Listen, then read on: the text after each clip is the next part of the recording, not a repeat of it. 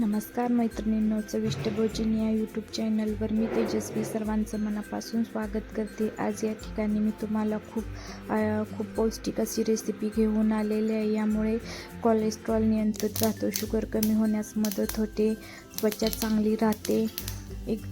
चला आता आपण रेसिपीला सुरुवात करू। सुरुवातीला कढईमध्ये तेल टाकलेलं आहे, त्याच्यानंतर जिरे, मोहरी, हळद टाकून घेणार आहे आणि मी इथं अद्रक, लसूण, खोबऱ्याची पेस्ट टाकलेली आहे आणि ही तेलात परतायची आहे। ही भाजी खाल्ल्यामुळे आपलं हाडं मजबूत होतात, डोळ्यांचे आरोग्य सुधारते, ह्याच्यामध्ये भरपूर फायबरचे प्रमाण आहे।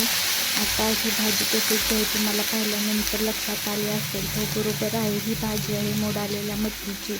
आज आपण ही भाजी करणार आहोत। त्यानंतर ही भाजी आहे ती सुरुवातीला पाण्यामध्ये स्वच्छ धुवून घेतलेली आहे।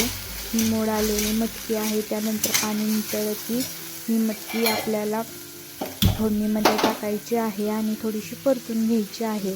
म्हणजे काय होतं, खूप छान अशा खमंग असा भाजीला वास येतो। याच्यामध्ये फायबरचं प्रमाण जास्त असतं। त्यानंतर मी याच्यामध्ये काळं तिखट टाकलं आहे आणि ते तिखट हे आपल्याला ह्या भाजीसोबत परतून घ्यायचं आहे। वजन कमी करायचं असेल तर ह्या भाजी मोड आलेली जी भाजी आहे नाही, कच्ची मटकी म्हणा किंवा भाजी म्हणा, याचं सेवन करण्यामुळे काय होतं, पोट भरल्यासारखं गच्च होतं, त्याच्यामुळे वजन पण झपाट्याने कमी होतं। आता ह्याच्यामध्ये आपण पाणी टाकून घेऊया।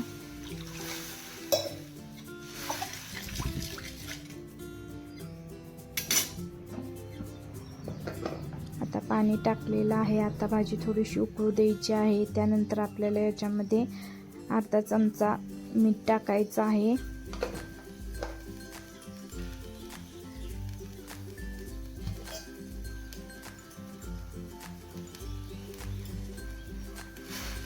त्यानंतर शेंगदाण्याचा कूट आपण इथं टाकलेला आहे आणि हा कूट आहे तो मी अगोदर शेंगदाणे भाजून घेतले होते आणि नंतर मी शेंगदाण्याचा कूट बनवून ठेवला होता, तो आयत्या वेळेला मी भाजीमध्ये टाकते आणि भाजी मस्त अशी आपल्याला ही उकळू द्यायची आहे।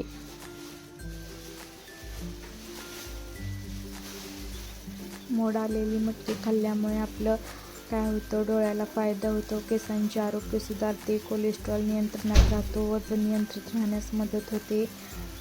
त्यासाठी प्रत्येकाने मोड आलेल्या मटकीचे सेवन करणं गरजेचं आहे। शक्यतो ह्याच्यामध्ये काय होतं, फायबरचं प्रमाण जास्त असल्यामुळे वजन कमी होण्यास मदत होतं। वरून कोथिंबीर टाकलेली आहे आणि ह्या भाज्यांचं सेवन शक्यतो सकाळी करावे, संध्याकाळी केल्यामुळे काय होतं, काही जणांना ॲसिडिटीचा त्रास होतो, तो होऊ द्यायचा नसेल तर या भाजीचे सेवन सकाळी किंवा दुपारी करावे।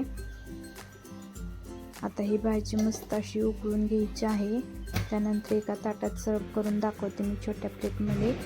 आमची रेसिपी आवडल्यास आमच्या चॅनलला लाईक, शेअर, सबस्क्राईब आणि कमेंट जरूर करा आणि तुम्हीसुद्धा आहारामध्ये या भाजीचा समावेश नक्की करा। धन्यवाद।